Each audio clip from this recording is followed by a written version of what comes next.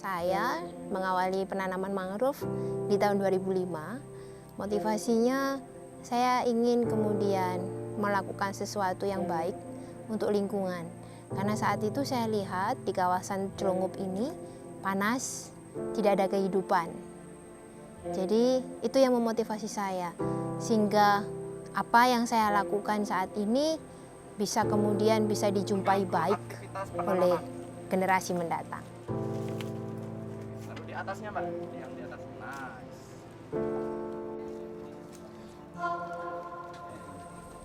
Aku menanamnya dari tahun 2005, berarti 18 tahun ini aku sudah berkarya di ruang konservasi, yaitu untuk konservasi mangrove atau hutan pesisir, terus kemudian juga beranjak ke konservasi sumber daya non pesisir, yaitu mata air, kemudian hutan pantai juga.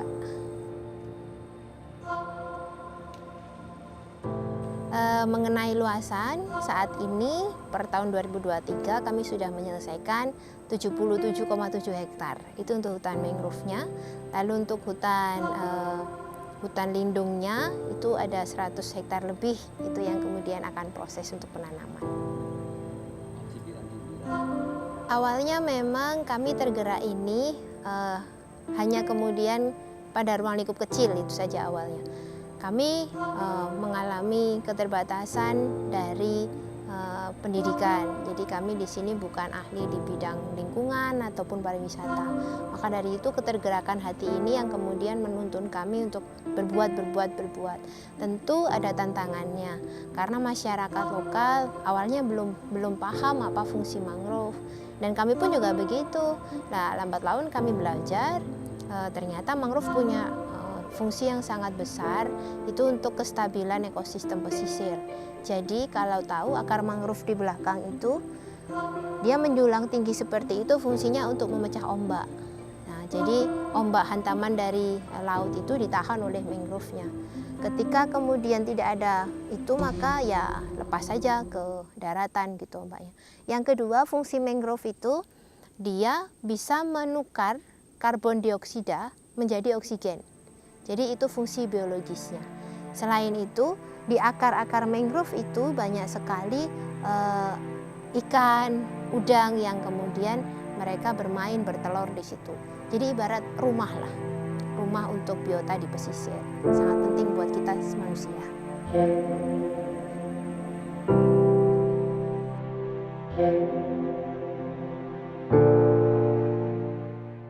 Propago ini bibit mangrove. Petandanya adalah yang sudah siap ada cincinnya. Yang belum siap seperti ini, tidak ada cincinnya. Jadi mereka nanti akan otomatis jatuh ketika tua. Nah, ini ada kuncup mangrove-nya. Terus dia ke bawah, nempel ke situ. Ya sudah, dia akan tumbuh menjadi baby mangrove, anak mangrove yang kecil. Makanya mangrove itu dia selalu dekat dengan ibunya, dekat dengan pohon induknya. Dia beruntun. Harapan Lia untuk mangrove makin dilestarikan, tidak hanya di Indonesia tapi di seluruh penjuru dunia. Dan harapan Lia untuk perempuan, apapun yang kita tanam, artinya mangrove atau bukan mangrove, itu penting untuk bumi kita. Karena sejatinya, apalagi sebagai perempuan, kita adalah sebagai ibu. Ibu yang bukan hanya untuk generasi biologis kita, tapi ibu juga buat lingkungan kita, ibu buat semesta kita yang semakin luas. Jadi makin nikmatin aja prosesnya, baik itu tentang tanam mangrove, tanam hal-hal baik lainnya. Mari kita nikmati itu, karena dia yakin apa yang kita tanam, apa yang perempuan tanam, itu akan kita tuai.